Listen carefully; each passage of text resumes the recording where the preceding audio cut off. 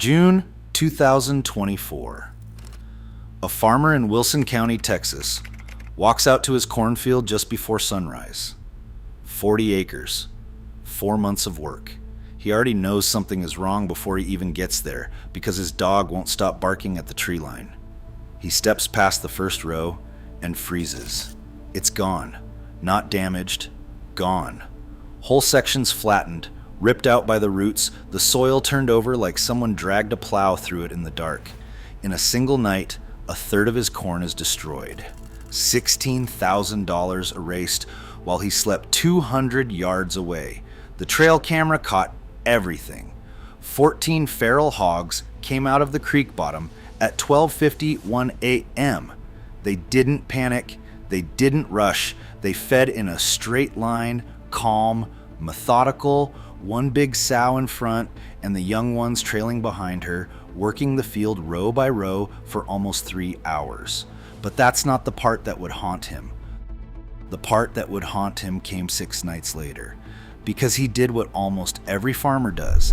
He sat in the dark with a rifle, and when the herd came back, he fired into them and dropped 3 on the spot. He thought he'd won. He hadn't. He had just made everything worse. And it would take him 2 more years and tens of thousands of dollars to understand why. That was the strangest part. Wade wasn't lazy, and he wasn't broke. He tried harder than almost anyone. Over the next 2 years, he would spend money he didn't have on fences, feeders, traps, ammunition, and poison. He would lose sleep sitting in the dark night after night. He would do everything the way you're supposed to do it. And the Hogs would keep winning anyway, season after season. Worse each time. His name is Wade. And he wasn't the exception. He was the rule. Because 600 miles away, another farmer had already learned the same lesson the hard way. In 2020, Wade's neighbor 2 counties over thought he had finally solved it. He spent that entire winter building a heavy electric fence around his sorghum. Installation ran more than $17,000. He read every manual, he hired a consultant, he followed the instructions to the letter. Spring came, the Hogs came with it. Not a few, an entire sounder. And this time they didn't stop at the fence. They went under it. He raised the voltage, he added a second wire, he put in motion lights, and a siren. The next season, they came back. The season after that, same result. 3 years, 6 different methods, more than $100,000 in total losses. Then he said something Wade never forgot. I didn't lose because I ran out of money or effort. I lost because I never understood what I was actually fighting.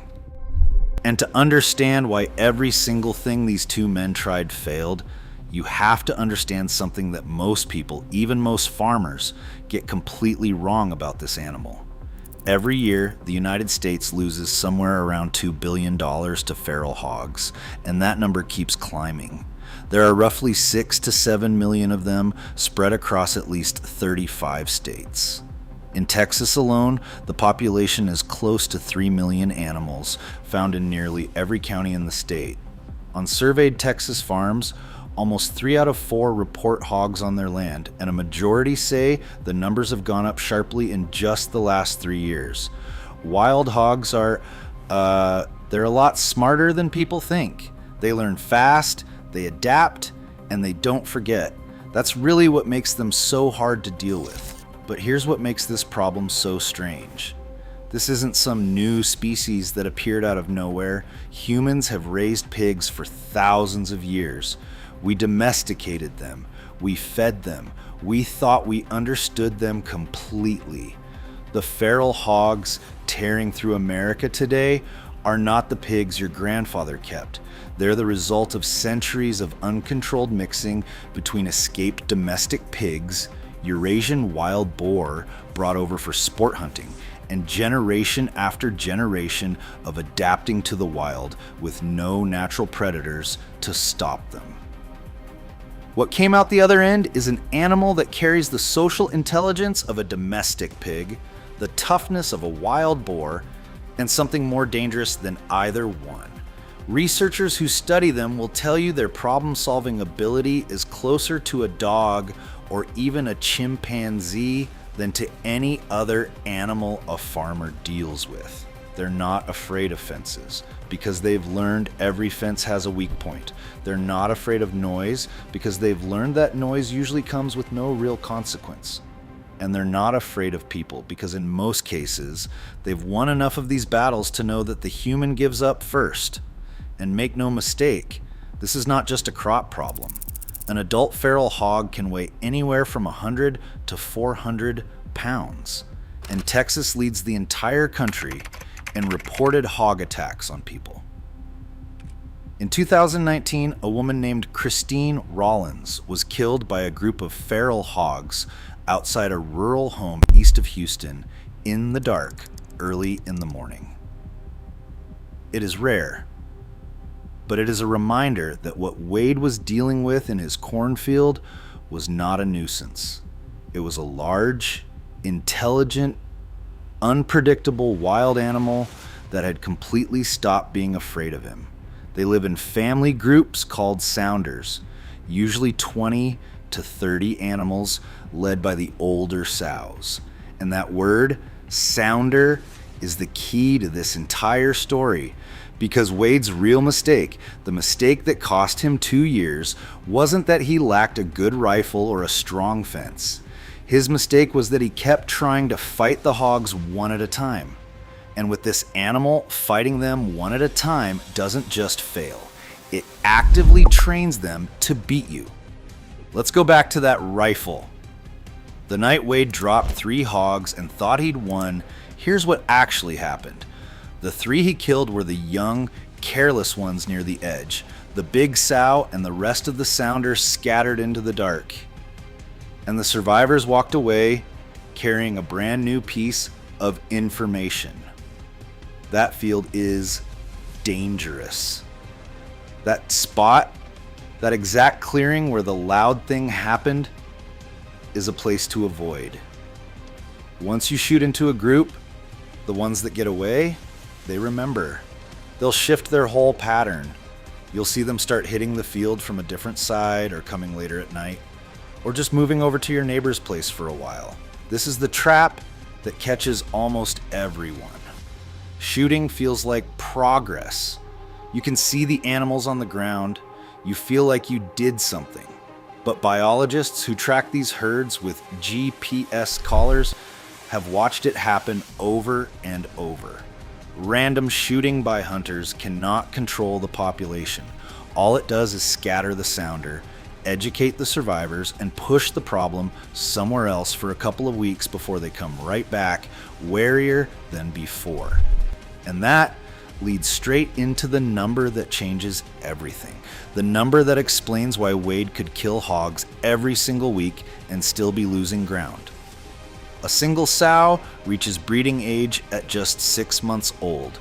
She has around 2 litters a year, 5 to 6 piglets each. Do that math over her lifetime, and one female can be responsible for roughly 60 new pigs in 5 years. Under the right conditions, a local hog population can double in as little as 4 months.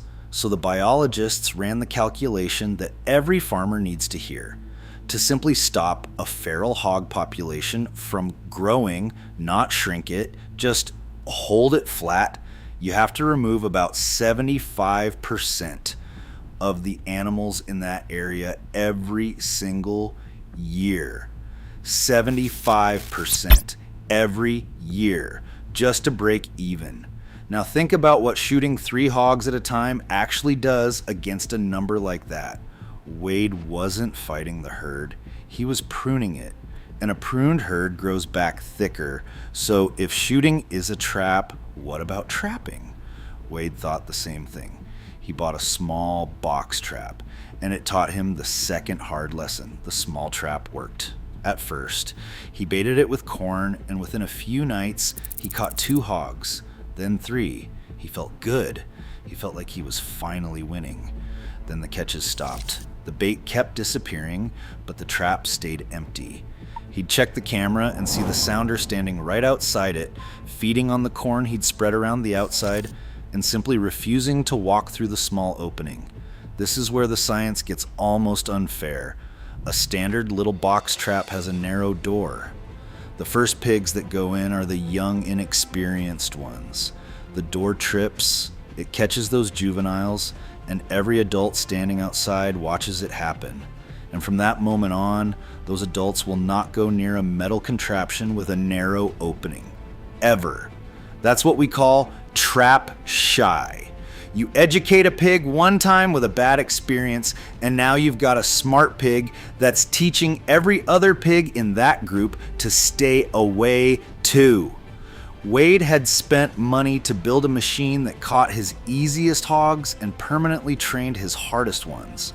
The exact same mistake as the rifle, just in a different shape. Every partial win was creating a smarter, more resistant sounder. Field data from professional trappers makes this brutally clear.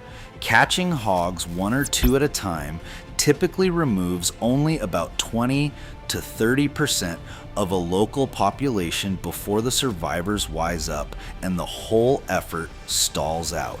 20 to 30% when you need 75 just to stand still. And this is the exact point where Wade almost gave up. He tried the fence, he tried the rifle, he tried the trap, he tried poison bait, and he tried running dogs. Every method addressed the hog standing in front of him, and every method quietly made the rest of the sounder harder to catch. So he stopped. He stopped trying to solve it the way he wanted to solve it, and he went looking for how the problem actually worked.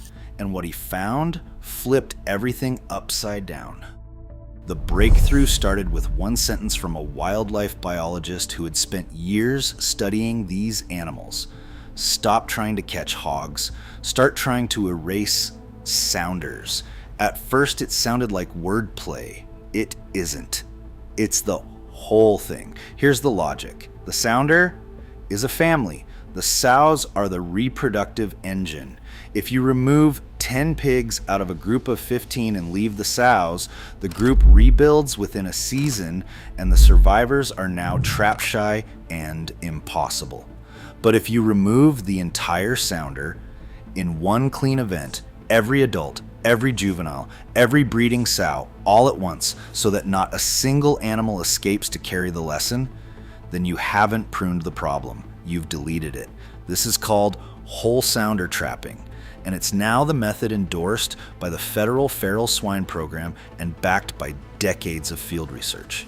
The difference in the numbers is not small. Where catching pigs one at a time removes 20 to 30%, whole sounder trapping done correctly can remove 70 to 90% of a local hog population in just 1 or 2 cycles. Same animals, same land, same farmer. But when you catch all of them instead of some of them, the effectiveness doesn't go up a little. It jumps to an entirely different level. But knowing you need to catch the whole sounder and actually doing it are two very different things. And before Wade could catch anything, he had to unlearn one more thing he'd always believed. Something about bait. For years, Wade thought the game was about the smell. Put out enough corn, make it irresistible, and pull the hogs in from wherever they were. He'd move his bait around chasing the damage, dropping a pile here one week and a pile there the next, trying to lure the sounder toward his trap from a distance. It turns out that's backwards. Researchers who GPS collared feral hogs and ran hundreds of baiting trials found something that surprised even them. Bait does not pull sounders in from far away. These animals live inside a home range they already know, and they mostly move through the paths and feeding spots they already trust. A pile of corn a half mile off their route is not a magnet. It's just corn they'll never find.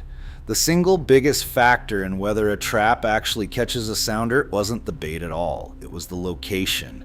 The trap has to sit right in the heart of where that specific sounder already lives and feeds, on the trails they already walk, in the spots the camera already shows heavy activity. A lot of people put the trap where it's easy for them to get to, near the road, near the barn. But the pigs don't care what's convenient for you. You've got to put it where they already are. So Wade stopped guessing. He read the ground. He followed the fresh rooting, the trails, the muddy wallows near water, and he tracked exactly where his sounder was spending its time. And that, not the bait, was where he built what came next. So the next reveal was about the trap itself, and this is where Wade found the genius part. The trap that changed everything didn't look like a trap at all. Instead of a small box with a narrow door, Wade switched to a large round corral, 30 feet or more across, made of connected panels with a wide open gate, wide enough that a full-grown hog could walk through it sideways without hesitating.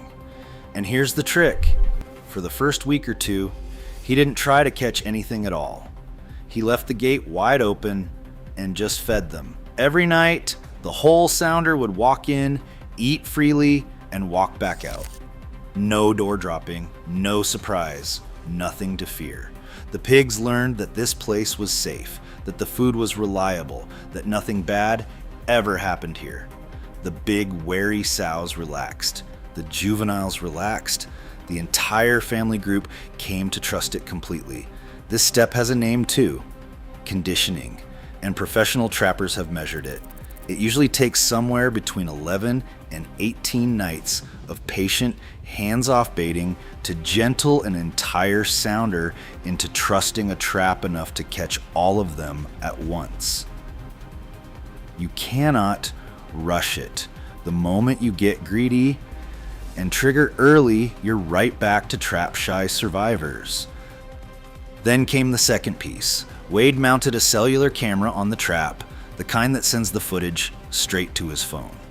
Now he could watch the site from his kitchen table. He didn't have to drive out there, didn't have to leave his scent, didn't have to give the hogs a single sign that a human was involved. And the gate was rigged to a remote trigger, so Wade could sit in his house at 1 a.m, watch the live feed, and wait. Not for some of the hogs, for all of them. The technology really changed the game. You can sit there and watch the whole group come in, and you don't drop that gate until every single one of them is inside. That's the difference between catching a few and catching the whole family. One night in the third week, he watched the feed and counted the big sow, the younger sows, the juveniles, every animal in the sounder, all 14 of them standing inside the corral, heads down, completely calm.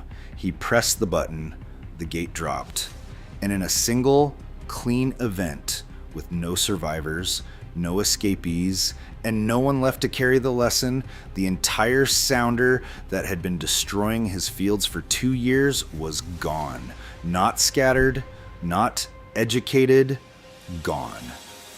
But Wade wasn't done, and neither is this story, because there were still 2 things that could make all of it meaningless. And the first one was almost embarrassingly simple: himself. Every time he'd driven out to check his old trap, every time he'd walked the field, every time he'd left boot prints and truck tracks and his own scent around the site, he'd been teaching the hogs something. Not about the trap, about him. These animals can recognize and remember human presence and connect it to danger. The more a farmer physically fusses with a site, the more the sounder learns to avoid it. The cellular camera solved that by accident. Because Wade could now monitor everything from his phone, he stopped visiting. No scent, no tracks, no sign of human activity anywhere near the bait. To the hogs, the corral was just a quiet, safe, reliable place to eat.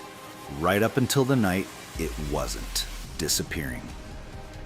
Turned out to be one of his most powerful weapons, and it cost him nothing. The second problem was bigger, and it was the one that had quietly defeated him for years without him ever seeing it. Neighbor. Wade could clear every hog off his own 40 acres and feel like a genius, but hogs don't respect property lines. A sounder's home range can cover 1,000 acres or more, spilling across 3 or 4 different farms. If Wade erased the hogs on his land while the farm next door did nothing, that neighbor's sounder would simply expand into the empty space Wade created.